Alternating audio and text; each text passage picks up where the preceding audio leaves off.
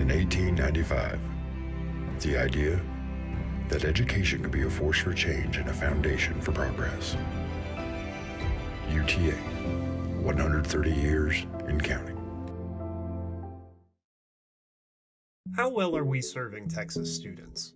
Visit commitpartnership.org/dashboard to see what percentage of students in your school district, legislative district, county, and state are meeting key academic milestones.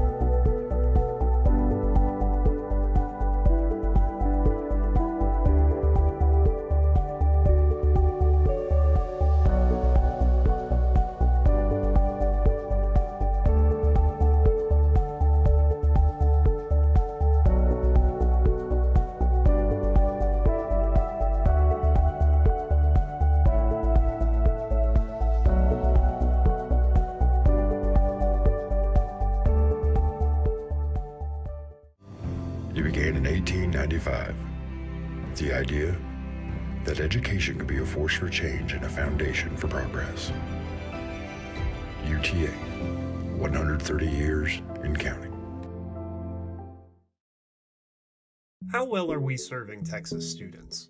Visit commitpartnership.org/dashboard to see what percentage of students in your school district, legislative district, county, and state are meeting key academic milestones.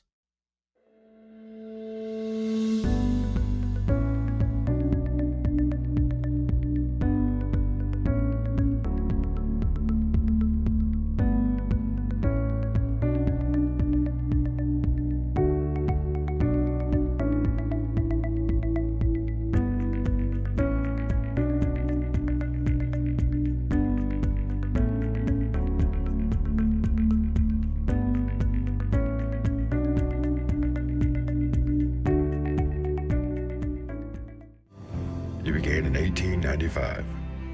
The idea that education could be a force for change and a foundation for progress. UTA, 130 years and counting. How well are we serving Texas students? Visit commitpartnership.org/dashboard to see what percentage of students in your school district, legislative district, county, and state are meeting key academic milestones.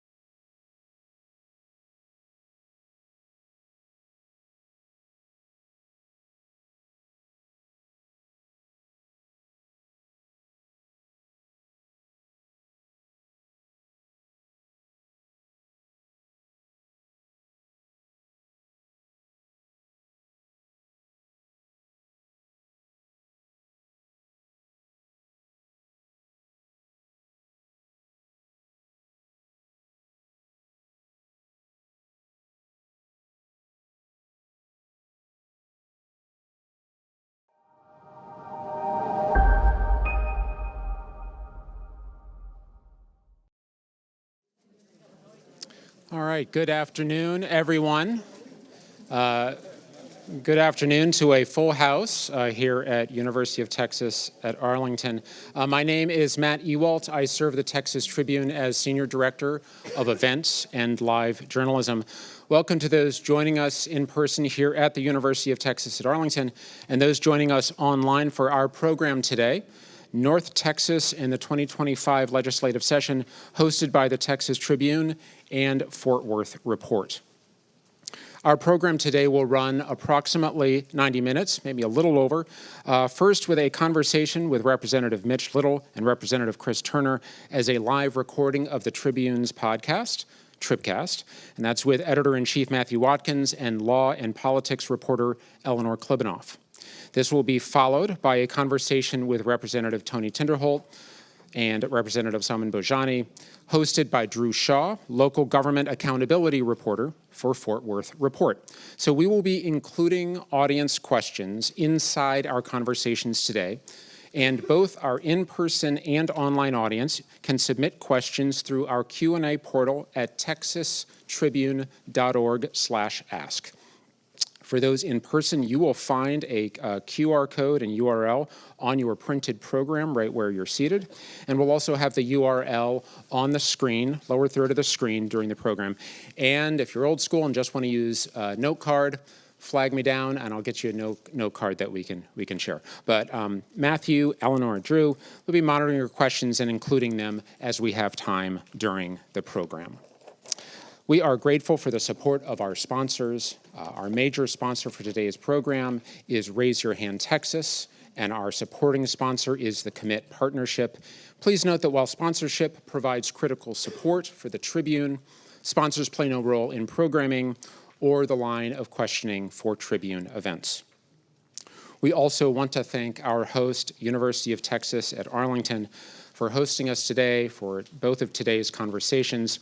Here to offer a welcome on behalf of the university is President Jennifer Cowley.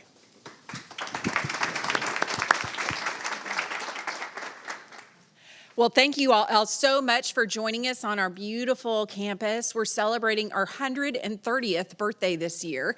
130 years of celebrating and supporting students and having thousands upon thousands of students, 280,000 alumni have crossed that stage and are making Texas home. I want to say thank you to Matthew Watkins and Eleanor Klibanoff for the Texas Tribune leading today's discussion. I also want to extend a special thanks to our legislators who have joined us, and especially Chris Turner, because you support and represent UTA every day, and the time you spend to understand our issues and what will create impact in our Arlington community. Now, y'all, watching a Texas legislative session, it's a little bit like riding a roller coaster at Six Flags. You've got your ups and downs, sometimes upside downs, and it's a lot of fun most times to watch what's happening and the legislative process of how we take great ideas and turn them into laws, into funding that supports our institutions. And it is always fun to talk to our legislators about their thinking around what are the issues that matter. You know, our work, it directly impacts the economic development of our state. I'm responsible for creating the talent that is in our Texas businesses, community organizations, and so I'm especially interested in what the state can do to help support us and the broader impact on growing our Texas economy. Y'all, we are incredibly proud to be a partner of the state, and you know, we have 42,000 students at UTA. That's a lot of talent that we're producing. We're expecting our largest incoming freshman class this fall. And because of the commitment of our donors, as well as support in the form of formula funding from the state, as well as other resources, our signature Blaze Forward program means that 65% of our undergraduate students do not pay tuition and fees. That's really important that we make sure that we're keeping the cost of college affordable. It's something we know is an issue that matters to parents and our community members, and it is our shared support of our students that makes that possible. Now, we are a really amazing institution. We have top-class research facilities and faculty. We are considered an opportunity university because of the outstanding outcomes for our students. Our students earn more on average upon graduation than any other school in the University of Texas system and many other schools in the state. And that's because we have a central focus on making sure that we're preparing that talent that Texas needs. We are continuing to make investments and making sure this institution continues to grow. And as you look at buildings across campus, that is in part because of the investment of the state. And while this session there wasn't an investment in capital facilities, on a regular basis, the state is helping us to build the incredible universities that we have here, right here in Arlington and across the state. Now, I could go on and on because I love this institution. As you can tell, I'm dressed in school colors today, full of school pride. But I do want to thank our representatives for their service, Representatives Little and Turner, and the Texas Tribune for its fair and thorough coverage of our state. Now, of course, the Texas Tribune recognizes great talent when they see it, and we have a number of our graduates who are on the Texas Tribune staff, as well as the Fort Worth Report that's here with us today. So I just want to say thank you for your partnership. Thank you for continuing to make our state the best state in the whole country. Thank you.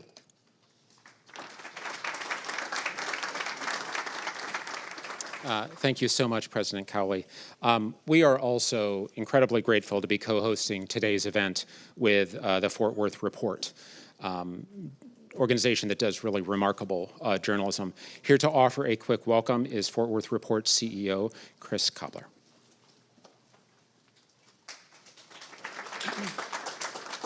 Hi, everyone. I'm Chris Cobbler. I'm the publisher of the Fort Worth Report and the Arlington Report. I want to point that out. We've been serving Arlington for a little over a year, and I really appreciate that and the warm welcome we've gotten here as we've done that. Arlington is a vibrant, exciting city, and we're happy to be here. We've been at the Fort Worth Report for over 4 years, and I want to encourage all of you, if you're not familiar with the Arlington Report or the Fort Worth Report, to consider coming to our upcoming candid conversation on creating a higher education hub in Fort Worth, Arlington, and Tarrant County. That's going to be August 28th, and you can find out a lot about that at arlingtonreport.org or fortworthreport.org. But I'll stop with that. Just thank you all for being here. Thank you to the Texas Tribune for hosting. Thank you for the state legislators who are here and will be at our session. Drew Shaw will be moderating that session right after this. And Drew is a Shorthorn graduate, so go Drew. All right, thanks everybody.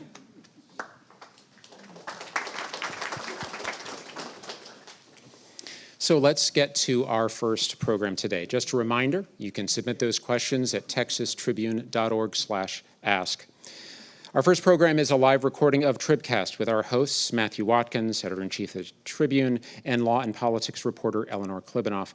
I turn the program over to Eleanor and Matthew to get things started. Hello and welcome to the Texas Tribune TribCast. I am Matthew Watkins, Editor-in-Chief of the Texas Tribune, and we are live from the campus of the University of Texas at Arlington, our second straight live TribCast, joined as usual by co-host and politics reporter Eleanor Klibanoff. Hello, Eleanor. Hello, Matthew. Good to see you on the road again. Exactly. Yeah, it's been fun. So in our Austin podcast, I believe a college student came up to you afterwards and said that she really loved the podcast because she loves millennial humor. And and that was offensive to me. In fact, what she said was she's getting all of her friends to listen to it because Gen Z loves millennial humor. And I was like, well, whatever gets them listening, you know? I like to think of myself as also one of the young people, but apparently that is a myth. So. Yes, well, I took it as an invitation for more dad jokes. Yeah, so Matthew was like, they think I'm a millennial. Amazing. Yeah. So we are very pleased to be joined for this episode by two state representatives. First, we have, it is his district, we are in his domain, State Representative Chris Turner, a Democrat from Grand Prairie. Thank you for being here. Thank you for having me. Great to be here. And we are near his district, not quite there. State Representative Mitch Little, a Republican from Louisville. It's good to be here with you. Thank you so much. I'm playing the road game. Chris is in the home game, and I will try to contribute to the millennial humor. I'm on the cusp between Gen X and millennial, but I'm close. You know, all generations welcome. You're being listened to by the youth, you should know. Squarely Gen X, so no millennial humor here. Yeah. Yes. All right. Yeah. Well, you know, we need someone to balance this out here. Okay, so we're here to talk about the legislative session, its impact, what happened, some of the politics, and maybe look a little bit forward. So I want to start off just by talking about some of the big ticket items. I think more than anything, this legislative session was an education session, an issue where education was kind of at the forefront. It was something we were talking about in the lead up to the session. One of the biggest bills being HB2, an $8.5 billion infusion into the school system. And, another major bill that has sort of, in some ways, dominated legislative politics for years now, the school voucher education savings account program that passed this session as well. I believe, if I'm not mistaken, we have a yes vote and a no vote on the voucher bill. That's how that went, right, Chris? Yes. Which one was which? Tell us. I think he was a yes. I was definitely a no. And 2 yeses on HB2, right? Yes. Yes. All right. Let's start, we're on your home turf, so let's start with you, Representative Turner. Let us kind of help us understand from your perspective what this legislative session meant for education in this state overall. I mean, in your opinion, I think there's good and bad, right? But what should our big takeaway be, now that it's all said and done? Sure. Well, thanks again for having me. It's great to be here, and thank you all for doing this at UT Arlington. So there was definitely good and bad from my perspective. So we'll start with the good. The $8.5 billion additional to our public schools is definitely a good step for public education in this state. And just to remind everyone, in 2019, which has now been 6 years, we had landmark public school finance reform in the form of House Bill 3 that really increased funding and also made a lot of reforms that made funding work better for our public schools. But a lot has happened since then. We had a global pandemic, we've had high inflation, and there has not been a subsequent funding increase to our public schools in the 6 years since. So that's what made House Bill 2 so very important this year. While it was an important step forward, I'm gonna temper my enthusiasm just a little bit by pointing out 2 things. One, despite the $8.5 billion additional investment, that does not get us back to 2019 levels of funding because of inflationary pressures. It would really take probably a little more than twice that amount to get back to 2019 levels. So that's number one. Number two, I think that the bill the House passed in April was, again, while it could have been more, I think it was structured well, and it was structured around an increase in the basic allotment, which is the foundational funding mechanism we use for our public schools. We'll say it changed a lot in the Senate. It changed a lot coming out of the conference committee. I think it's still a good bill, but I do think it's a little overly prescriptive in how the funds are allocated and gives less flexibility to our school districts than I would like to see. But on balance, it's a good step forward. I think the key thing is we need to not take another 6 years before we address public school funding again. This needs to be something we prioritize every 2 years.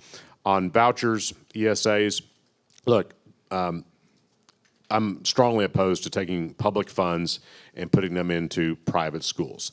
And I think that, we have a constitutional obligation in our state to provide for a free and efficient system of public schools. That's what our Constitution says. And I think vouchers flies in the face of that. And data from other states indicates vouchers have not been successful in improving outcomes. And costs have ballooned in the out years. And that is what I fear is going to happen in Texas if we don't have serious guardrails on this. But obviously, it had the votes to pass this time. It has passed, and we'll see how it works. But ultimately, I do not think it is going to make a significant difference, a positive difference for education in our state. So that was the good and the bad. For you, was it good and good on education? I didn't see anything bad. So as we look at the $8 billion bill that came out of the House on HB2, it got another $500 million added to it when it came back over from the Senate. Only the $8.5 billion was more cabined by its use, so it was compartmentalized as opposed to simply dumping more dollars into the basic allotment. We know that the money will get to classrooms. We know that it will get to teachers. So I think that's a wonderful thing. HB3 obviously provides some more educational options for families, and it's not going to be something that every single family in Texas is going to be able to access. It's a program, and it's still a government program, and we'll see what improvements it makes, if any. I think I look at the grand scheme of all the bills that were targeted at education, and for me, there was a lot to be excited about.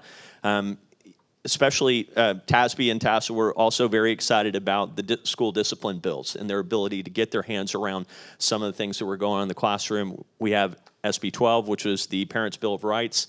I think there's going to be a significant impact there, bringing the 10 Commandments and prayer time back into schools, making that possible for families to integrate that into their students' learning. It's a wonderful thing. I also was able to successfully pass out of the House Bill 4623, which ends sovereign immunity for students who were sexually abused in the school system, which I think is important. There are a lot of things in this session that were targeted at education, and I think it's a comprehensive overhaul of some things in the past that haven't worked. You know, we also ended the affirmative defenses for educators on harmful display of content to minors in the school system, and I think that was also an important step. I wonder, do you agree with Representative Turner's assessment that there's more work that needs to be done in this realm? What's your assessment of kind of how schools should be feeling about their financial situation now? Well, my school district seemed to be excited about the infusion of capital into the system, and I think it will make improvements. I think we constantly have to be diligent to determine whether what we're doing at the state level is actually reaching and improving student outcomes, because at the end of the day, it's about outcomes. Are our students improving or not? It's not just about injecting cash periodically. Are we getting the intended result? And I think we'll see improvements in the results as a result of this investment. Okay, another big measure that passed that got a lot of attention, is getting a lot of attention, is the ban on THC. This, as people may know, we have seen all these stores and shops pop up all across the state, big cities, rural areas, pretty much everywhere you can imagine, selling, substances with THC. They're, not, I guess, marijuana, but hemp-like substances that can get you high like marijuana. The legislature moved to ban them. There is a push by some people to get Governor Abbott to veto this bill. I'm interested to see whether y'all think that's at all a realistic possibility. But it was interesting, for you two House members, because if you looked at past sessions, it seemed like the House was going a different direction in marijuana, like maybe being more open to expanding medical marijuana, which also happened this session, I should acknowledge, but also, even exploring ideas of decriminalization. Then we come around and take this very dramatic measure. Representative Little, you voted for this measure. I wonder if you could just tell us a little bit about why you felt like this was a good idea. Yeah, SB 3 was an interesting prism for how you view this topic. And on the Republican side, so not on Chris's side, but on the Republican side, you have this interesting schism between what I'll call conservatism and a more libertarian bent. And so not everyone on the Republican side is in agreement on SB 3. I voted for it because I heard the stories. So it's very impactful when you can hear families that have a child that was actually impacted by THC-induced psychotic disorder from synthetics that are sold in stores that are completely unregulated, and that children can walk into the store and buy it. In fact, they did kind of a sting operation or test kids going into smoke shops who they weren't even asked for ID. They're selling them to underage kids, and it's highly addictive and highly dangerous and completely unregulated. So on one end of the spectrum, you have the synthetics, which are extremely dangerous, seriously affecting young people. On the other end of the spectrum, you have what I'll call low-grade THC edible stuff that you saw in Governor Patrick's press conference. And thrown at a reporter. Yeah, I'm not going to throw anything at you guys today. Thank you. You'll see that my hands are empty. Yeah. I didn't bring anything with me. No props. But so there is a schism in philosophy of adults saying, well, why can't we? When in reality, the people who are most negatively affected by this are young people. And so the question is, do you address that with a ban? So we've decided to start with the ban. You saw the bill that came over to the House. It was a clean ban when it came over to the House, and the committee substitute was about 1 million pages long, very complex, and it was amended back to a ban on the floor. Fortunately, I think there was enough momentum there to resolve that issue. The more libertarian side of our party is going, how dare you? This isn't good. This is our liberties are being impinged. reality, if you go to these package stores where they're selling alcohol, liquor, et cetera, a big percentage of their profits are coming from THC-oriented products, and they're upset about it, certainly. There are a lot of adults that are upset about it. My principal focus is, are these synthetics harming Texans? And I think the answer to that was a clear yes. Representative Turner, I mean, there was a lot of blowback to this. It's also true, though, I mean, it didn't really seem like this was what the legislature intended when they passed, the original hemp law, right? The idea was never for these, these substances to be sold and these stores to pop up all over the state. Am I wrong on that? No, I think that's fair to say. I don't think this industry was contemplated when the hemp law was passed in 2019. I'll say that. I sit on the State Affairs Committee, and we had a 16, 17-hour hearing earlier in session on Senate Bill 3, as well as a House bill that also sought to ban most forms of hemp. And we heard a lot of powerful testimony, from people who supported a complete ban, from parents, moms in particular, whose children have been adversely affected. We heard the law enforcement perspective. We also heard from a lot of veterans who have found some comfort, some treatment, really, in being able to access certain THC products to help address both physical and mental scars from their time in service. We heard from a lot of business owners and talk about how they are running responsible businesses, and what the legislature ended up doing was going to disrupt a business that employs tens of thousands of people in our state. I think what came out of the House State Affairs Committee that Chairman Ken King put together on a bipartisan basis addressed a lot of the very legitimate problems around hemp, and Representative Little articulated them well. Yes, kids should not be able to access this stuff. Absolutely. There should not be products marketed to kids, in the form of looking like a bag of chips or a bag of M&Ms. We should absolutely ban all that. We need to ban this synthetic garbage that's out there, which I think has been proven to be harmful in many cases. But can you do that and then regulate an industry that obviously has some benefit to some adults in our state, and allow it to continue to operate? And that was sort of the approach that came out of our committee, and I think that's the approach that made the most sense, to address the bad actors, address underage and some of the bad products out there, but be able to have an industry still be able to survive. So that was the approach I took.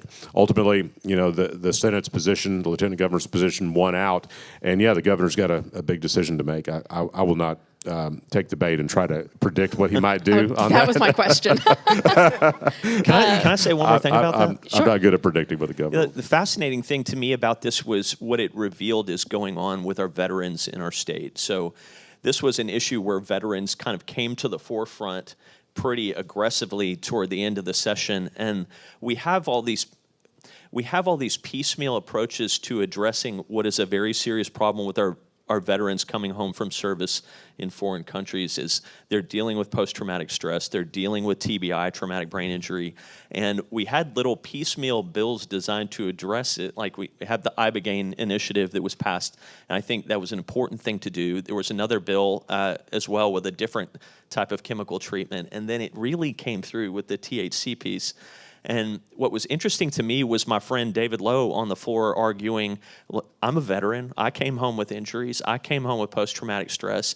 Don't use me as a pawn for explaining why this should be available to self-medicate. And so you've got him on one side as a veteran saying this is not good, and a bunch of other veterans going, actually, this is really helpful. We need to really get to the bottom of that issue. The problem in the legislative session is things happen so quickly, and these are complex, very serious issues that are being addressed in a matter of days on the floor. I want to.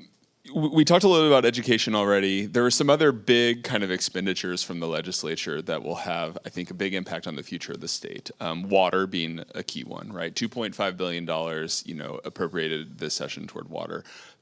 Assuming voters, I think it's probably a fairly safe assumption, assuming voters pass a constitutional amendment this November, we'll talk about another $1 billion each year for the next 20 years. So really we're talking about more than $22.5 billion committed towards water in this session.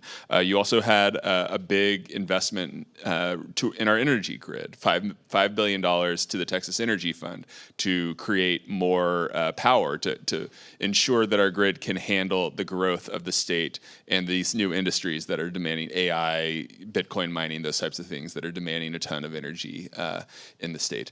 I had a conversation with a Republican yesterday where he made the case to me, he said not you, the Texas Tribune, but the media in general. And I was like, okay, we get that a lot. Focused so much on.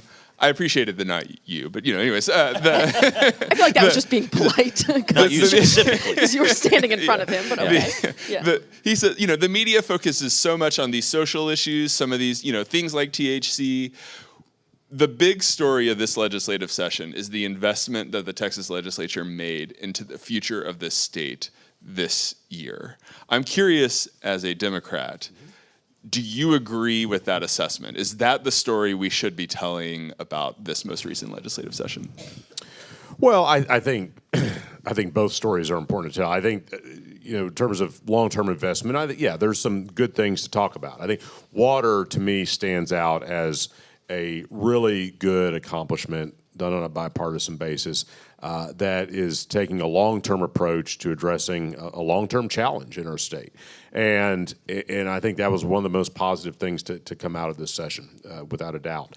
And I would add, from a North Texas perspective, we beat back an attempt that seems to happen every 2 years to kill the Marvin Nichols Reservoir, which is critical to our long-term water planning for those of us here in the Dallas-Fort Worth region. So that was a really important win for our region. But as you're telling that story about long-term investment, I will say on the energy fund, the $5 billion that you mentioned, there was $5 billion allocated 2 years ago, another $5 billion in this budget. In my view, it's a boondoggle. We're lighting money on fire in the Texas Energy Fund. This is something that if you talk to electricity generators, which is what this fund is designed to do, is to get more generation in the state of Texas, they will tell you, and they have told us in State Affairs Committee in the last 2 sessions, we do not need this. Financing is not the issue. And frankly, when this was originally passed 2 years ago, interest rates were still at historically low levels. So access to low interest loans was not the issue. The issue is how our electricity market is structured, and in our deregulated market, are generators able to come in and be able to make a profit and a return on investment for their shareholders, which is ultimately how they make a business decision. And the legislature still has not fully addressed that. And that's a difficult issue to address, and it's easier to say, well, we're just going to take $10 billion and put it in this energy fund and problem solved, but it is not solving the problem. So I think that's an important issue that is going to continue to fester until we really figure this out. I will say, thirdly, on transportation, that's an area where, again, we need some long-term planning, long-term thinking. Not a lot seemingly happened in the transportation area this session. And I would just say, being in a the 4th largest metro area in the country that we're in the heart of right now, from a statewide transportation planning perspective, we have got to, as we continue to upgrade capacity and safety of our roads and highways, we have also got to get serious about mass transit in this state, because the growing population, we cannot pour enough concrete to keep up with it, and we've got to have a comprehensive statewide, or at a minimum regional approach on those issues. All right, I want to talk a little bit about politics here. Why? Why? We don't. You wanted? Oh, okay. All right. Let's have some fun. We came into this session. Well, let me do a quick history here, right? At the end of last session, there was a lot of backlash against the speaker, Dade Phelan at the time, in part because of what happened with ESA school vouchers, in part because of the impeachment of Ken Paxton. Something You're going to have to catch Representative Little up on Yeah. that. I think he wasn't there last session, so I actually think. No, I recall that. Were you watching it on the news? The impeachment? The impeachment? I heard Yeah. about it. You remember Okay. there? Yeah. I remember Yes. it. You were there. Yeah, I was there. Representative Little, of course, represented Ken Paxton in the impeachment trial. That's right. Yeah, That's the millennial humor they're talking about. That's right. That's it. Yeah. You know, there was a big push to remove that speaker, which then led to, for a brief period of time, a very open race. And that led to a race between Dustin Burrows, the current speaker, and another candidate who was supported by what we would maybe call the right wing of the party, right? In that race, I believe we have a Dustin Burrows vote and a non-Dustin Burrows vote. And I'm curious, because we then went through a legislative session that many have talked about, including Lieutenant Governor Dan Patrick, as perhaps the most conservative legislative session we have been through. I wonder whether where each of y'all stand now. No on refunds, Chris. The Dustin Burrows Not asking for one. We might just have switched seats on this issue a little bit. Yeah. speaker Yes. decision that was made at the beginning of the session. You got your mic up, Yeah, so yeah. let's start with you. Totally fascinating how that had played out. Obviously, y'all probably know I'm a freshman. Chris has been doing this. This is like 7th term, right? 8th term. My goodness. You very experienced. You know what you're doing. You've actually been through this multiple times. This was my first time to be exposed to it. You know, you go into politics, or you go into the Texas House thinking that things are going to be one way, and they end up being another. I mean, I didn't know how much I would like Chris and Terry Meza and Salman and some of the other folks that are here, and it actually is very easy to work with one another as professionals, but you don't know going in what it's going to be like with the new speaker either. Is he going to carry, quote unquote, carry water for the Democrats? Is he going to shut down Republican ideals? I was pleasantly surprised with the number of Republican Party of Texas priority bills that we passed, as well as some other important legislation. Things did not go the way that I thought they were going to go, Matthew. What, did they go the way you thought they were going to go? Kind of. I think I don't know. I mean, you've also been doing this about how many 8 sessions, Matthew? Yeah. He's been doing it longer than me. But so when you say things did not go the way you thought they were going to go, I take in that implicit is you mean it went better than you thought it would. Is that right? Yeah, it went a lot better than I thought it would. So let me ask you this. I mean, do you think Dustin Burrows should be speaker next time around? You okay? All right. That's Dustin Burrows' hype team. That was his intro music? Yeah, exactly. He's coming out, folks. Well, I'll just say it not from an evaluative standpoint, just a normative statement. He's going to be the speaker again. And I think he probably earned the right to be the speaker again based on the results. So I found, as someone who did not vote for him and should have been pushed to the margins, I found that he was very receptive to our initiatives and ideals in the House. And I think the results, not only in Senate bills passed, but in House bills passed, bear that out. I'm just curious on that. Like, going forward, do you feel like, and I mean, I've heard this from other members, that, your freshman term, you come in really from the perspective of like almost you share the same perspective as many people that you represent who like don't have that insider view. And then you go inside and you realize, like you said, there's a lot more collaboration. There's a lot more working together. Do you think going forward that will change anything in sort of how you think about the role, how you talk to voters, sort of how you... About the speaker's role? No, about like the... Or about my role? About your role, that this has been, that there is more room for collaboration, that it's less... My role in ideology didn't change. What I was pleasantly surprised by, I think I had in my mind the vision that everything that happens on the House floor is the product of what the speaker wants. And when you see it play out in real life, that there are negotiations going on led by Tony Tinderholt from the Conservative Caucus with the Speaker's office, and there are negotiations going on between the House Democrat Caucus and the Speaker. You see that there is so much important stuff going on any given day, and the Speaker has to manage it all simultaneously. It's a much bigger, more difficult job than I realized. I might go onto the floor on any given day with 3 things that I'm really focused on. His office has to be focused on everything that goes on. So it's very complex, but my role didn't change, or my attitude didn't change. Do you think, I mean, one of the reasons this happened was because of an unhappiness among the right wing of the party, among the voters, right? Do you think the voters' opinion has changed, or do you think there's going to be backlash for the people who back Burrows? Oh, I don't think I could speculate on that. Here's the problem. From my perspective, speaking only for my party's problem are the Republican representatives who vote with Chris and Salman and all those representatives instead of voting with me. Okay, that has nothing to do with the Speaker. Sure. And Chris, we like those people. I know you. I know you do. That's why we need to get rid of them. So on our side of the ledger, our problem is fidelity to the values that the party espouses that they run on behalf of. If they want to express fidelity to some other ideology, they can run under that system.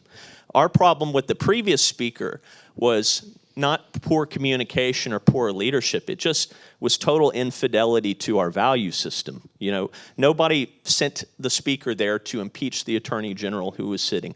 They did send the Speaker there to help manifest the Republican Party of Texas's priorities, and none of that happened in the previous 2 sessions meaningfully. So I see this as tremendous progress. Yeah. All right, so where to start here? So some context. So Speaker Burrows is the 4th Speaker I've served under. Speaker Joe Strauss, Dennis Bonnen, Dade Phelan, and now Dustin Burrows. They're all Republicans. And you know what? They're all pretty different shades, different maybe wings of the party, but all pretty conservative people. And guess what? In a Republican majority in the House, not to mention the Senate, and with a Republican governor, Republican things are going to happen. And that has happened every session I have been there.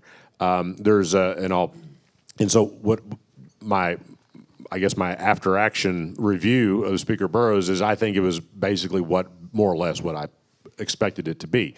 He's a conservative guy, and the House Republican caucus got more conservative in this last election. People like Mitch and some of his classmates came in, and they're a shade more conservative, or maybe several shades more conservative than the people they replaced. And frankly, and my party lost 2 seats in the last election. So there were, ideologically, the House shifted to the right in a couple of different ways. And so that said, you know, it's a fallacy to think that, well, you know, Speaker Phelan, who I like a lot and respect a lot, was somehow this moderate to liberal speaker. Under Speaker Phelan's speakership, the legislature passed unlicensed carry, passed a complete and total ban on abortion in this state, and a horrific anti-voter bill in 2021 that the Democratic caucus broke quorum over for 5 weeks.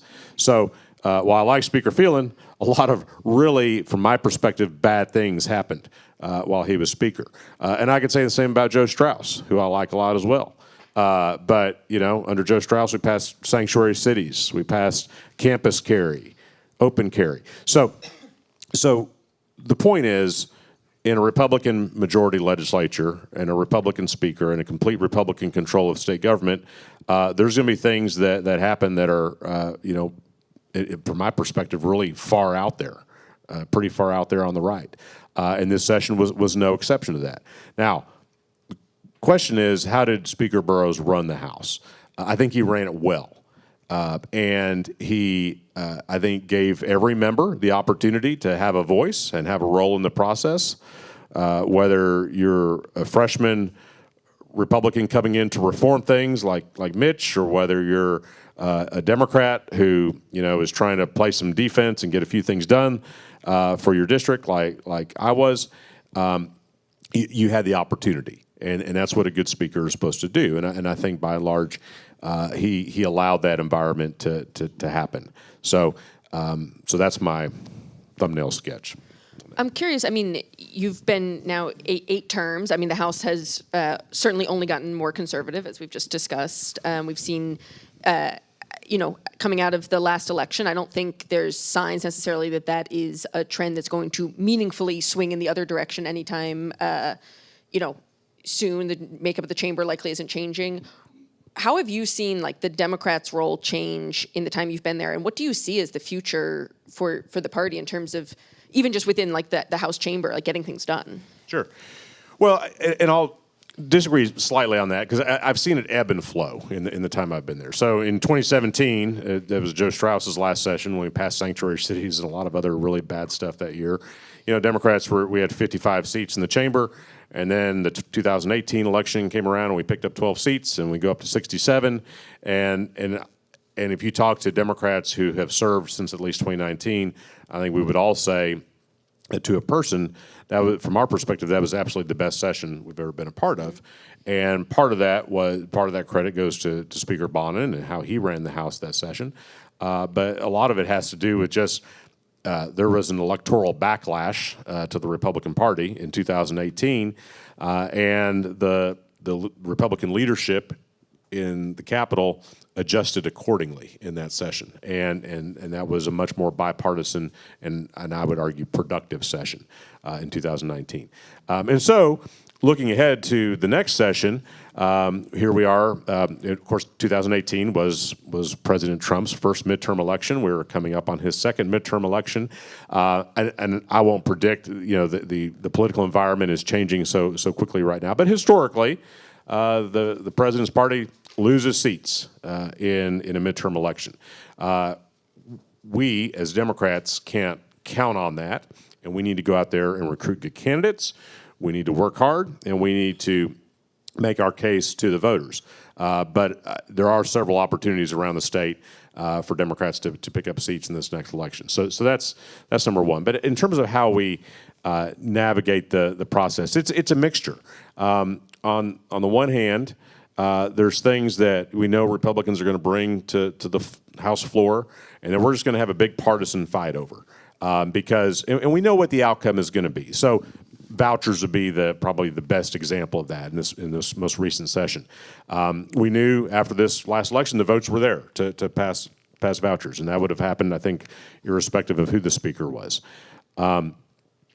So we've got to go and make our best case as to why this is bad policy, and hopefully be able to translate that into some electoral success for us going forward. But at the same time, we're not there just to do that. I mean, every member of the legislature, Republican or Democrat, is there to get something done, whether that's a big policy issue they want to work on, whether it's a little thing for their district or some of both. And so Democratic members are trying to figure out how do we work within this system to get things done for our district, whether that's getting something in the budget or getting a local bill passed, or whether this is a policy area I really want to work on and I've got some expertise in it, and so I'm going to use my expertise to help advance policy for the state of Texas. And by and large, I think members of the House Democratic Caucus punch way above our weight in terms of what we've got in terms of numbers in the chamber, and are able to get a lot done. If you look at the budget, if you look at some of the policy decisions that were made, some of the bills that were going to pass that were mitigated and made less harmful, I think Democrats had an outsized influence in this session. So I'm going to paraphrase a question from Sarah from New York, Fort Worth, man. Okay. I don't know. Big audience. that asks, but I'm going to ask it in my own way, which is, Representative Little, you and the Speaker have one thing in common. Well, you have lots in common, but one of the things you have in common is that the biggest donor to Republican elections in the House right now, Texans for Lawsuit Reform, seems pretty mad at both of y'all. Not thrilled. I heard that. Yes. That came across my feed. Exactly. There's been some reporting today quoting a letter that seems to strongly hint an interest or a willingness to support primary challengers to folks like you and maybe even the Speaker for what happened with Senate Bill 30. Chris is laughing. This is no laughing matter, Chris. Stop laughing. His career is on the line. Oh, yeah, I know they're mad at you. Well, they're mad at me, too. We should just briefly say this is Texans for Lawsuit Reform, right, which is like one of the largest, Republican donors brought this bill, SB 30, and that as this reporting from the Houston Chronicle and the Texas Tribune showed, played a role in killing or neutering to a certain degree. You used two really aggressive words, killing and neutering. Yes. Well, that's the sensationalist media for you. It is. You guys are tabloid. Yeah, all right. Exactly. Let's back up a couple steps. So that bill that came over from the Senate came over almost unanimous, Senate Bill 30. It was, in my view, the most significant rewrite of civil jurisprudence maybe in the history of our state. Okay? By the time it came out of... Okay, who's being sensationalist now? I'm just telling you the truth. That's what it was. The bill was about probably 25 pages long, made major changes to both civil and appellate jurisprudence as it relates to personal injury cases, or really any case involving non-economic damages. And then we had an opportunity to work on the bill. I was invited to work on the bill. I did work on the bill. We got it to a place where it could come to the House floor, and we had an amendment go on by 72-70 vote. And Joe Moody carried the amendment. I helped him with the amendment. And let me explain to you the reason. The reason was not politics. It was not lawsuit reform versus trial lawyers. It was, is this good for the civil justice system, which I practice in which a lot of my constituents practice in too. And if any of them actually get injured, they're going to live inside of that system. And the question I had to ask was, is this good for the people of Texas? And I decided that we needed to have that amendment on. Joe Moody carried the amendment. It passed by the most narrow margin possible. If it had been a 71-71 vote, it would have failed. It passed 72-70. The amendment goes on. And you thought, okay, this is good. And then I voted for the bill. The bill passed out. So it goes over the Senate, goes to conference committee, and they want to strip the amendment out. I was on the House side one of 5 conferees, and I was a swing vote there on the conferees. And no, I didn't vote to take the amendment out because I don't think it's good for civil practice. I've been practicing in the courts of this state and all over the United States for the last 21 years. I've got a pretty good feel for what the rules of evidence are and are not. And when you try to massage the rules of evidence to get in information in cases where that may not be relevant or may be more prejudicial than probative, I have a problem with it. And so if we had started this discussion literally in January when the bill was filed, instead of, I don't know, maybe a day or so before the deadline on second reading, we could have had a more fulsome conversation about what the rules of evidence should be massaged to do and what they shouldn't be massaged to do. So now we're in politics, right? We're out of the legislative session. We're no longer making policy. And the political kickback or the political recoil from this is, we don't like those people because they worked on our bill. The only reason, I will tell you, I'm one of the only reasons that bill came to the floor, period. And Mark LaHood is too. And Speaker Burrows is too. And so the question people of Texas should be asking is this good for the people who live in my district? And we decided that as it was written, it was not. So is there political recoil from it? Probably. And I'll just tell you, they spent probably close to $1 million against me in the primary. That won't be anything new. If they want to find a primary challenger, the people who live in my district will decide who represents our district. And I'm fine with that outcome. So one last question as we were talking about primaries is, which primary will you be in? Because we, of course, also have a Attorney General's seat that will be open, and your name has been floated as a possible candidate there. Will you be running for that? You'll be the 4th or 5th to know, Matthew. Okay. This wounds So us. We're you got gonna have it breaking wounds you. news. We want to be first. Was I always. invited first to the TribCast? Oh, okay. That's fair. Now the shoe's on That's the other fair. foot. I will Actually, say- to be fair, Eleanor, I'm on the TribCast because I bothered Matthew on the floor and I said, I listen to the TribCast. Why aren't Yes. you inviting me? And Mitch, You did. Representative Little did a little bit invite himself onto the TribCast, which I love. I was Any- just that. getting coffee at Starbucks and you guys asked me to come up here on Yes. this panel. I'll say consider that an open. Any lawmakers that want to invite themselves onto the TribCast, you Yes. know, we've got a Open seat for you. What was the question again? Are you going to are run? you- Are you running for Attorney General? Yeah, I'll decide that when it's proper. I think, here's the thing. I just came out of a really traumatic experience. You know, Chris, it's traumatic, isn't it? Sure. Yeah, I it mean, is. so you've done this 8 times. This is the first time I've done it where It's you're insane. You're up until 2 in the morning. You're back on committee at 8 a.m. and it's like that for literally weeks and weeks and weeks. And so you get out of it and you come home and you try to reacclimate to your life. I'm trying to, you know, drive my daughter to dance, go to my son's baseball games, fix all the things at our houses that are broken in our Correct. absence. Yes. You have a list as well? Yeah, I do. Yeah. I have a list. I'm about halfway down it. But Okay. what I was going Me to say too. is About the same. Yeah. the people, here's the thing, Matthew, about this race. The people of Texas need to hire the best lawyer that they can hire. Someone who's fought in the courtrooms of this state, in the courts of appeals, in courtrooms in other states. This is not a role where the people of Texas can afford to hire someone and expect them to gain new skills that they do not already have. And so hopefully the voters are going to evaluate that race. I don't know whether I'll be in it. I've had several conversations with my wife and my kids about it, and other people too, who've been very thoughtful in asking me whether I want to be in it.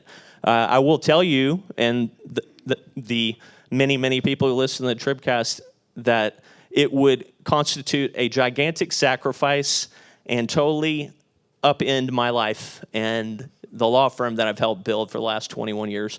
And if I decide to do it, you will know that I'm extremely serious about it. Okay. Does that kind of answer your question? No, that's okay. Good. Matthew would like to leave it there, but I actually have something that we would like to share, and we would like, actually, Representative Turner, you to be the judge of this, which is that we have a long-running outstanding question at the Texas Tribune, which is that, and I did bring props, and I'll go with the real. This is a major breach of decorum. Go ahead. Were, I agree. Are Matthew and Representative Little separated at birth? This Stop is a it. question we have. This is a photo we have where they look. This is Representative Little, where they Dude. look remarkably similar. Okay, so We have this is from floated this around. 2018. And this is him in an astronaut okay. costume that Twitter created. This is from 2018. I've got less hair now than I did then. Don't we But all? this suit still fits, so I'm proud of that. Great. I'll just say I don't know if we were separated at birth, but I like him a lot. We could have been if you I wanted appreciate to. that. I like you too. And this, so you know, is something that Renzo Downey has been pushing in the Yes. newsroom for a very long time, that we look very much That you guys alike. are- Well, he didn't tell me about that. I saw him every day for the last several months. He didn't tell me that. I Well, asked him that's for the copy of the photo, I and he am- said, "Oh my God." I am not seeing the similarity. I am not. Thank you for your honesty, Clearly I'm Chris. missing something. Thank you for your I honesty. will say, Mitch wore some very neutral, appropriate socks here at UT Arlington today, whereas Matthew is wearing Had to Aggie wear. socks. And I think there's a rule against that. But Where's the president? I Can we get him actually some did- UTA socks? Yes. Can we get him some UTA socks I before we did- leave? All right, please, good. thank you, dude. I actually did have a moment when I was sitting up here and I was like, I can't believe I'm wearing these socks. I can't on the believe it UTA either. campus. The background of these socks is that they were a giveaway at TribFest. There's a little goodie bag they do for speakers. And we have about like 12 Longhorns on staff. And they all gave me the Aggie socks that came from the giveaway. So basically, these are the only socks one I wants wear. them. Yeah. So what I'm hearing you say is we need UTA to become a part of TribFest and get us all socks. Yeah. All right. Yes. Well, this has gone completely off the rails. Absolutely. But As the TribCast usually does. Yeah. But thank you both for being here. This has been a great conversation. I really you. appreciate y'all. enjoy Totally it. awesome. Thank you. And this concludes the Texas Tribune TribCast. Thanks, guys. Thank y'all.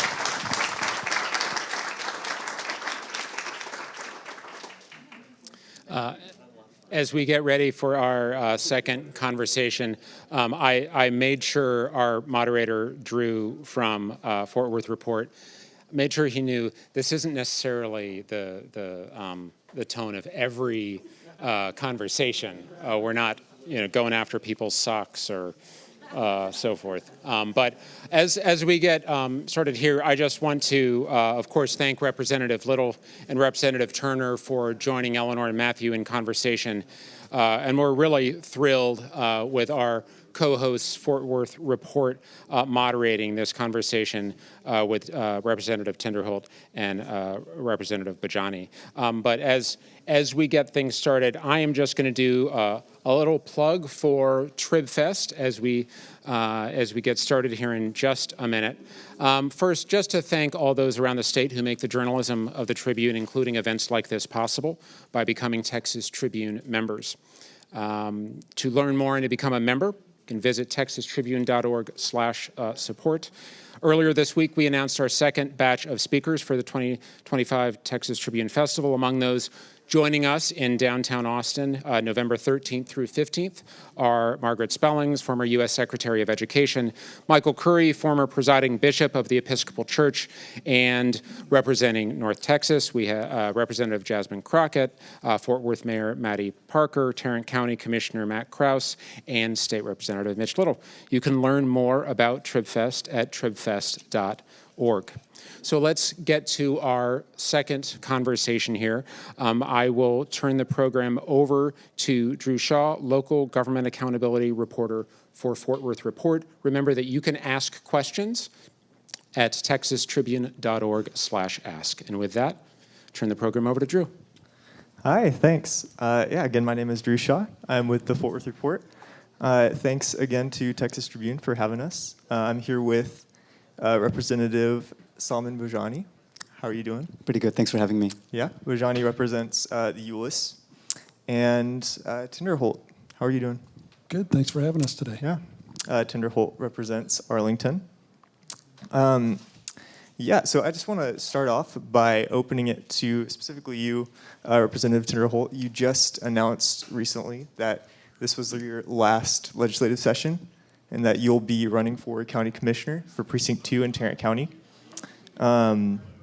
You announced it last week right after the County Commissioners Court controversially approved along party lines, a vote to redistrict Tarrant County.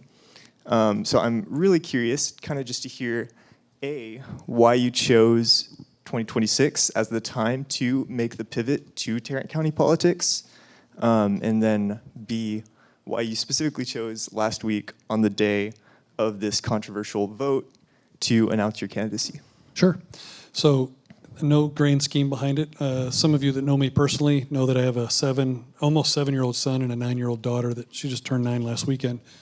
And in February, my daughter hugged my leg on a Sunday afternoon leaving for Austin and said, I need my daddy. And we talked more about it. They wanted me present in the person to do bedtime tuck-ins and nighttime prayers. And my wife and I talked about it. My son came and continued that conversation. And my family decided it was time for me to come home. And I got pretty emotional that day. If you watch the video, it's because my kids were on the floor and they didn't know I was going to do a speech. And they were way in the back. And my daughter was very emotional because she didn't know I was going to do a speech. And she was kind of saying, thank you for listening to me. It was easy before they went to kindergarten because they were in Austin all the time. My daughter's smart enough to say things such as, hey, it's taken me 3 years to tell you that I didn't want you there. I didn't know how to tell you. I'm glad she did. I'm glad that we had that conversation. And so I decided in the February timeframe that I probably was not going to be coming back.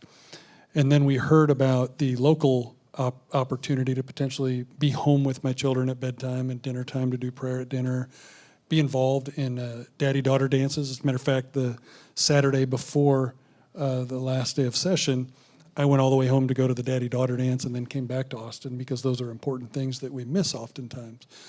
But the redistricting provided a great opportunity for me to be able to continue to serve as an elected official locally and still be available for my family. Yeah, and they were talking earlier about just the 2026 elections and how that could kind of flip or switch around some of the Texas House seats. So does it concern you at all, the idea of potentially a Democrat replacing you for your seat in the 2026 election? I don't think so. I think when redistricting happens, that the redistricting is done and it supports everybody, all of their districts. And I don't envision that House District 94 changes hands. It'll traditionally be about a 14 to 16 point Republican district. I just don't see that happening. Gotcha. And Bhojani, what are your thoughts on the possibility of Democrats picking up a few seats in 2026? Yeah, I think, historically speaking, whenever the president is in office, the next midterm election goes against that president historically, right? So I would imagine this would happen. It happened with President Trump's first time in office, where in 2018, Democrats picked up a lot of seats. I think Representative Turner was saying in the previous session that Democrats picked up 12 seats in the Texas House of Representatives. So I imagine that would happen. Again, it all depends on how effective Democrats are in recruiting great candidates. Because at the end of the day, politics, starts and wins elections, but when you get down to doing work and business in the Texas House, it's so important to think about what moves Texas forward, not just to the right or left, and that's when we can build alliances and be effective as lawmakers. So I do think that Democrats will gain a few seats. Did you find, I'm sorry, did you find it interesting your first session? Everyone thinks that we all must hate each other, and it's quite the opposite. Absolutely. A lot of us are friends. Democrats, Republicans are very good friends. We disagree vehemently on the political hot button topics, but a lot of the stuff we work together on, and I think you would agree with that because we've worked together quite a bit. And we have worked together, and sometimes it's, when I come back in my district and let people know that, me and Representative Tinderholt are actually good friends. And some people are really surprised by that. It's not about the policy. When we meet in the Texas House, we talk about our kids. We have that in common. We talk about our business that we have in common. We're both small business owners. We talk about our faith and what inspires us to do this. So even serving as a state representative is what each of us believe is part of our faith. That's what inspires us. In fact, we got really close in one of the events where, Representative Tinderholt had voted against that particular resolution, and I went to speak to him in his office, and he said, "Oh, no, I had no idea about that." He was really open to not having a bias that he had initially, and he was really open to changing his perspective. And so things can make a big difference if you just sit and talk to each other, and you'll realize that there's so much more in common than what people would admit. But I do still think we're going to pick up a couple seats, just to be aware. Yeah. Well, so I'm definitely curious just to hear from both of you about, you kind of touched on it with polarization not really being as prominent as people might think, right? But I am curious. So, Representative Bhojani, you are decidedly in the minority of the House, right? So, I guess, how do you feel Democrats did in this legislative session? Yeah, it's tough to be in the minority and plus be that this your second session. So I still feel like a freshman sometimes because there's so much to learn. I mean, people have a different way of saying, "Oh, you voted on this bill, you voted on that bill." Sometimes we don't have even time to think about these things while we're voting because these are really complex topics that are coming on last days, and we're voting on hundreds of bills a day. But I think as Democrats, I would say that we carried our weight and some more. We did a really, really good job of defending against really bad policies and also getting headwinds on policy that is moving the state forward, like I said, right? So when I was a freshman, I had passed 10 bills out of the House and 3 bills out of the Senate. And so this time around, when I came back, I told my staff, I'm always ambitious. I always raise the bar for myself and for others around me. And so I said, okay, well, let's double that, right? Let's pass, more than 20 bills out of the House, or at the end of the day, let's pass more than 6 bills out of both chambers. And, I'm really honored and humbled to report to you that I've not only doubled it, but I went over and above that. We passed 8 bills out of both chambers this session. And as a Democrat in the minority, plus also being a Muslim, being the first Muslim ever elected in the history of the state of Texas, that is another thing that I feel that's also sometimes used against me, and people vote against because of that. But I was really honored to be able to pass this many bills. And things are not just about bills, it's about the relationships that we create, right? So I felt like I also hosted an iftar at the Capitol where we had 60 state representatives and their spouses join that meant a lot to me because I'm sharing a part of my faith that says, let's break bread together. Let's leave our politics behind and think about what unites us. Because every faith tradition says how to be compassionate to one another, how to help each other out when the times are most difficult. And that's what we did in the State House, and I felt I was really honored to be able to do that. Yeah. So on that note of both y'all's faith, you both mentioned it there. So education was a big topic, a bunch of different bills, right? 2 of them, Senate Bill 10 and Senate Bill 11, both they allowed or required the 10 Commandments in public school classrooms, and then the prayer time. I have a yes and a no here. Tinderholt, you voted for it. Bhojani voted against it. So Representative Tinderholt, for you, I would just ask, so I guess obviously why did you vote the way that you did, but also how would you respond to concerns of just how that relates to the idea of separation of church and state? So the separation of church and state, we could go into a 1-hour discussion about what I think that really means. It's not traditionally, if you look historically, it's not exactly the way that people think that it is. But I will tell you that our country was founded on Christian values, and I do believe, because I voted yes, I think it's important to have that at our schools, and so I voted for it. I also voted for the prayer time. And I think it's important. When I was a child, we did the pledge. We had pride in our nation. We had pride as Christians, and I think we've let that kind of fall to the wayside. Our country is has a great amount of immigrants that have come to our nation, and it's what's made our nation great. But I don't think that we should change the founding, the way that our country was founded around those great people that have come to our country. We don't go to other countries and ask them to change their ways of operating, and we would ask other people not to do the same when they come here. I think that people should be able to openly practice the religion that they believe in, but I voted yes for that because I think that it's important for us to continue our traditions and our values as a nation. Yeah. And Representative Bhojani, what would be your response to that? So, we all know that we have the freedom of religion in our Constitution, in the United States Constitution and the Texas Constitution. I think some people only think about freedom of religion as it relates to, okay, everybody can practice their faith. That's one part of it, right? But the other side of the coin is that the state should not be mandating a faith. I think that's the part that people forget quite often, and that's why I have to remind them that the state should not be saying, hey, place this 10 Commandments or, 5 pillars of Islam in classrooms. Would we like that? I don't think anybody would like the fact that, let's pray 5 times a day and all that, in classrooms, because kids should not be told, hey, this is the only important faith and other faiths do not matter. That's what we're telling indirectly. And then there's also concern about, 10 Commandments. One of them says, do not commit adultery. How do you teach a 6-year-old child what is adultery? How do you explain them? Because they're right prominently displayed in the classroom. What is the teacher supposed to do? And there's no way around doing that, explaining to them in a way that was not be offensive to their parents. And so let parents decide what religion their kid should be, how they should be taught. I do believe religion is important. As I told y'all, religion is a really big part of why I'm doing this. I'm serving in public capacity. The second bill, so that's why I voted no for the 10 Commandments. There were a lot of amendments to it saying that, hey, do it in different languages. It didn't pass. None of the amendments were taken. And again, for a reason that I think the other party wants to cram this down in schools, which is not really helpful for everybody. Maybe some people may like it, some people may not. The second bill that I felt was another unconstitutional bill was that we can encourage, teachers and principals can encourage students to practice religion. Right, that's the word encourage was removed from the current law. Current law says that you cannot encourage kids on a particular faith.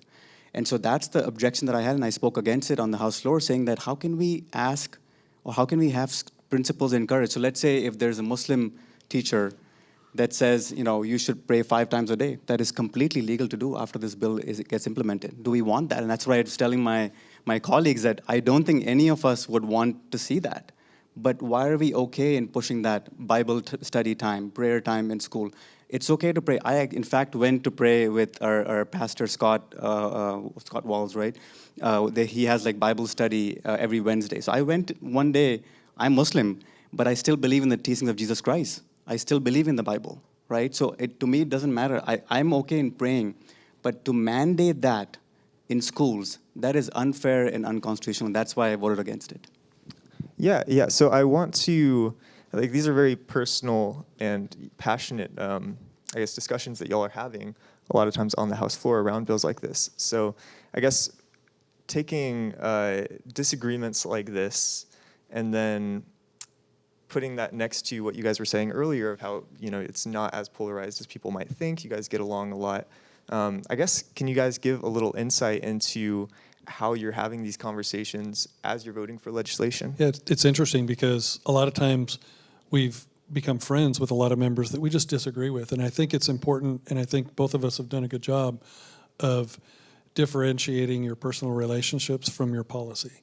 And I think it's important to have the discussions at the desk level about policy and have the talks around, hey, can I change your mind on this? No, you can't change my mind. Okay, I respect that. I disagree, but I disagree with you, but I respect your opinion as a member of the Texas House. And I think that's important. That's what happens. And I think you saw during my retirement speech, I think I had about the same amount, if not a couple more Democrats that came up and spoke about me leaving and the mutual respect that we have for one another. I think it's imperative on that House floor for us to all have that mutual respect for one another as members and as humans. And I think we have that. I think those discussions happen at the desk level, right there at your desk. Someone comes up and, hey, how are you voting on this bill? Why are you voting that way? Do you agree? Yeah, and most of the discussions that I've had, like, so I've gotten a reputation of being the hardest working member. That's what people tell me all the time, that because I'm always working on my bills. So when we're working on our bills, I'm not shy to go to Representative Tinderholt and say, Representative, I've got this idea, it's really good. Like, for example, mindfulness, having an elective, mindfulness elective in Texas schools to be able to have kids focus on their education and be more productive and efficient and reduce their mental health. So I'll be talking about that, and he'll say, hey, yeah, this seems like a good idea, or this doesn't. And then he'll say yes. And even after people vote on bills, so what y'all may know is there has to be every bill has to be read 3 times on the House floor. So once it's read, and then second time it's voted on. So sometimes Representative Tinderholt will say, he didn't vote with me on my bill. And so I would go to him and say, would you be able to, change your vote? Let me explain you the policy, because like I said, we're voting on hundreds of bills at one time. Not everything is very clear to us. So I would explain the policy, and I've actually gotten people to switch sometimes maybe 30 votes one way or the other. One of my bills almost died with 76 votes. Next time on the third reading, it got 110 votes. Why? Because I was able to talk to each member and explain my bills, explain the policy and how it's going to be implemented. And that's really effective. So if people do that, that's good. But on these very partisan and controversial issues, I don't go up to Representative Tinderholt, he doesn't come up to me and say, hey, why did you vote this way? Right? Because we can't be taking out each other's policies on each other, because he represented a different district than I do. Right? So he's voting his district, I'm voting my district. And so sometimes it's not just about what we believe in, but it's also about what our constituents believe in. Because I'll tell you one thing, a lot of members last session told me, hey, if I don't vote against your bill, I will be not coming back, because my constituents will vote me out because I voted for this bill. And so I said, I totally understand. And then it actually happened. 15 of my really good friends did not come back this session. They were Republican, because they were moderate and they were opposed by a more conservative Republican in their primary, and they lost their race. So I totally understand. I would rather have representatives like Representative Tinderholt who actually work well in a bipartisan way than to have someone that is not going to even care to listen and respect each other. Because mutual respect is the most important thing. Every member should be respected for being elected, for serving the people of Texas. Yeah, so I want to, with what Representative Bhojani was saying, with you having a reputation more for, I guess, being somebody who can have conversations with the other side of the aisle. I'm curious if in your 10 years or nearly 10 years on in the legislature, have you seen any cultural change? Has that been harder? We just talk a lot about increased polarization nowadays versus a few years ago. So have you noticed any of that in your own attempts to reach across the aisle? I think over time in the Texas House, I think the House has moved from the middle, and it started to drift a little bit to the right on policy. But I think the mutual respect has been there for decades before I got there. I think you have to look at each other as colleagues, and you respect the differences of one another, and we respect the fact that we represent different groups of about 205,000 people. And if everyone thought the way that I thought or the way that Salman thought, we wouldn't need the legislature. We just need one person to go down there and dictate everything that happened, and that's not how the process works. I would say that it's stayed about the same. I think there's always been some level of mutual respect and trying to have an understanding that I think I'm right, but he thinks he's right, and we have to respect that. There's 150 members there, and all you have to do is be able to count to 76. You really do. You got to count to 76, and you have to try to get 76 votes for anything. Yeah, they were talking a bit earlier about the speaker race and how this legislative session opened with a big, spotlight on the speaker race. Representative Tinderholt, you supported David Cook, who represents Mansfield, who obviously did not clutch the speaker nomination. So I guess, how do you feel you fared under Burrows? Look, we wanted reform. We wanted, when we talked reform, we wanted the rules to change closer to when the legislature started, where you give the power of things happening on the floor and how it operates back to the members, and you don't have it all centralized into one location where the lobbyists are all going to the speaker to try to pass a bill, where the lobbyists are going out to 150 members and trying to tell you why their bill is good or why something is bad. And so that the money is spread out amongst 150,000 or 150 people versus the speaker's office. I would say that we lost the race for speaker, but it was actually the best race we've had since I've been there. We had 50 plus votes for David Cook. But I think what it did is it shed light on the fact that the majority of Republicans in the caucus want Republicans to use Republicans to choose our speaker candidate and then come to the floor. Was I disappointed that Dustin Burrows went to the Democrats and had a majority of Democrats with a minority of Republicans? Absolutely disappointed. My hope is that this next session that Dustin Burrows sees that he can jump into the arms of Republicans and that we will support the person that goes to the Republicans first. Because traditionally what happens, you'll hear Democrats say, and I don't blame them, they'll say, hey, we fared okay this session. Well, it's because when people go to the Democrats, you have to keep them happy. And so there's things that have to be done to keep the speaker in power of the Texas House. My hope is that this next session that the speaker goes to the Republicans, says, hey, let's go out united to the House floor and let's win. And this is nothing, we talk about these types of things. If you think we're being offensive to each other, we're not. There's the personal relationships and there's the policy, and part of policy is choosing the speaker. I would say this session was better than the last. The session turned out a little bit better than what I thought. My hope is that Speaker Burrows goes to the Republicans this time, to the caucus, and comes out to the floor with the majority of the caucus. Or if he can't do that, that someone else does. Because the voters voted for a Republican governor, Republican lieutenant governor, and gave us the majority in the House. We should legislate that way. And so that's my long talk about how I think it turns out this next session. Yeah. And Representative Bhojani, what is your thoughts on watching the speaker race and then everything you said? I think that the Texas House of Representatives has a really great tradition for such a long time where we work in a bipartisan manner, where there's no aisle. I don't know if you all know, there's an aisle, but I sit on the left side of the House, and there are a lot of Democrats and a lot of Republicans. And on either side, we have more Democrats and Republicans together. And so we are not dug into our heels and we're like, okay, our party is going to win at any cost. That's how we feel, and I think that's the right approach. It's not like U.S. Congress, where you can't have anything done if you're in the minority party. And I would like that, even if Democrats were in control today, I would also say the same thing. Because when constituents are electing somebody in their seat, they want that somebody to have enough power as 150 members do. Each have equal power.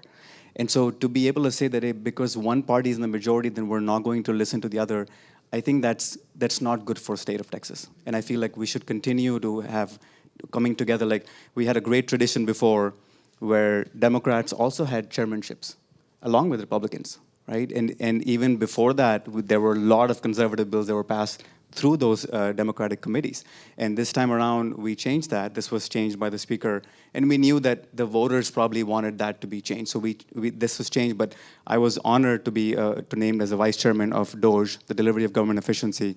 And we did remarkable work in that committee to move the government more efficient, more effective, to add more technology, like quantum computing, AI, machine learning, all that was added to the Texas legislature this time around because we had people from both sides of the aisle work towards that goal. So I feel like, I understand that the Republicans have a caucus rule that every Republican House Speaker candidate is supposed to win in the Republican Party, but Republican caucus. But I think it's important to get Democrat support as well.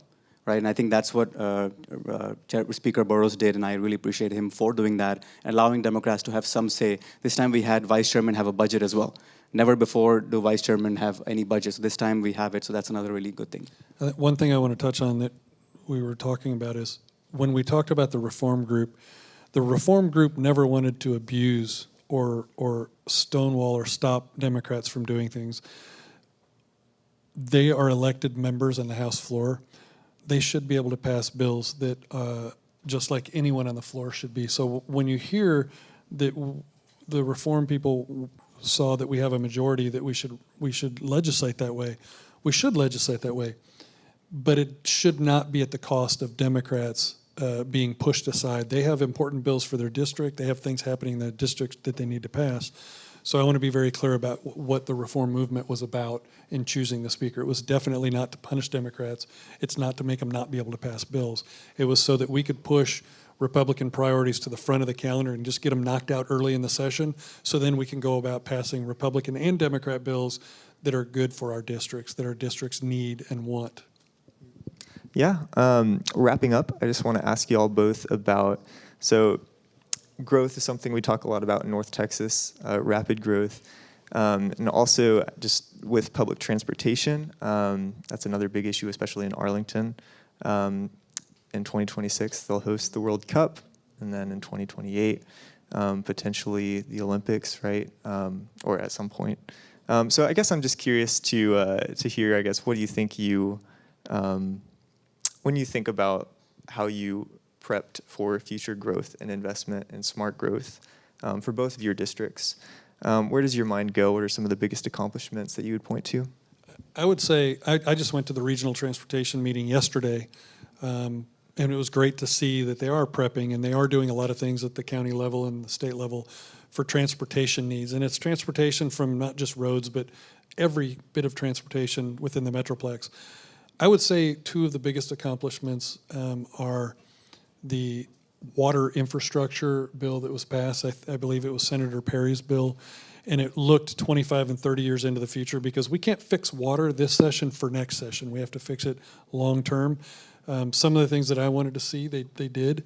I had a bill to study how Israel was desalinating their Gulf Coast water and pumping millions of gallons in. Well, Senator Perry was able to do that, and there's going to be a lot of desalinization happening around the state, and we could pump that water.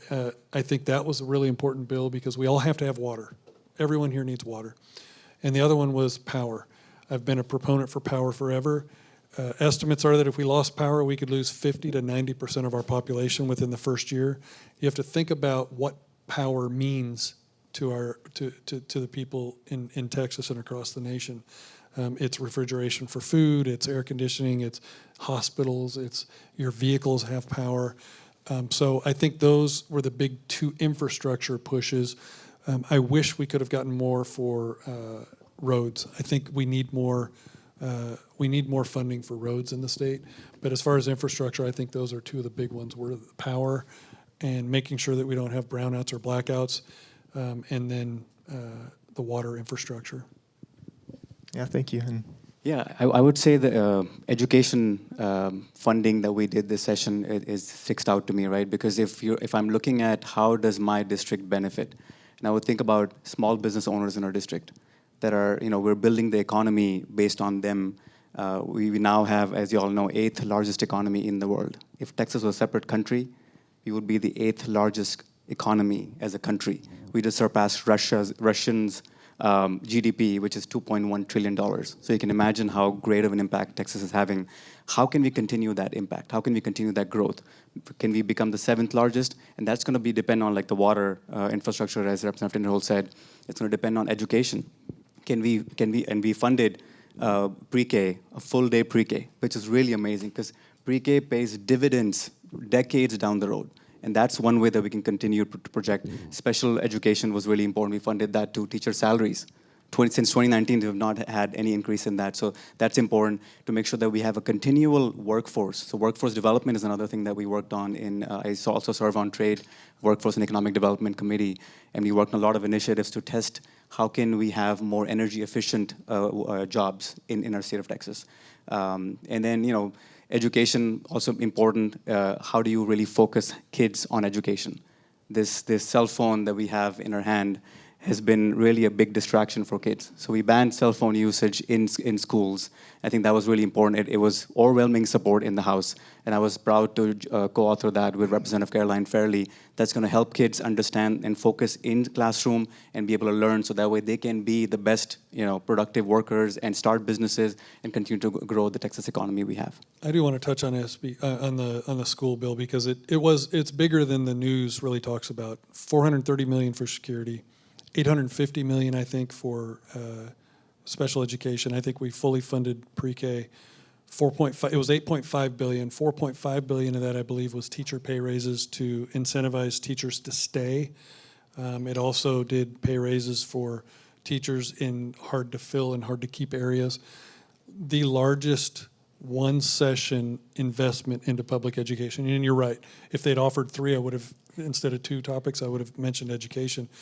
Because the teachers in the state are literally shaping the future of our state and our nation by doing it. And I think we did a really good job of investing into, I think it was a $1,600 per student. When you wrap all the money together, it was $1,600 per student increase. And I think you'll hear teachers always say they need more. The legislature oftentimes thinks that there's more money needed, but there's a lot of other places that money has to go throughout the session, but I agree with you on the education piece. Just want to quickly follow up on that. I think to say that we have fully funded public school education, I think that would not be accurate. I would think that every session moving forward should be a school finance session, because we need to address this issue again and again. Like 2019 levels, we're not even meeting 2019 levels with inflation. So we need to make sure we continue to fund schools and ensure that we are holding them accountable. And that's what DOJ is doing. And I'm honored to serve with Representative Tinderholt in DOJ. And during the interim, we'll look at charter schools, we'll look at public schools. I am very, very honored to represent HEB ISD, which is one of the best schools in the entire state of Texas. And I'm not just saying that because I'm obviously biased, but there was people that came in the DOJ committee and spoke about which school districts are doing the best, and they said HEB ISD is doing the best work, and I think Arlington ISD as well. But I think we need to continue to make sure that we're holding them accountable, and we're funding it so that way our kids are getting. Nobody can argue against the fact that we need our kids. Every kid in the state of Texas should get a quality education. There's no argument on that. How do we get through that is what hopefully DOJ will work on, and we should work on the next session as well.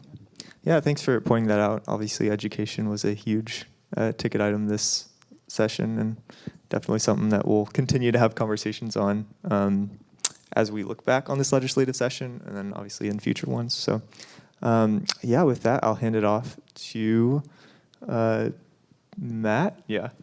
Thank you guys so much for sitting down and for being honest. Thank you for having us.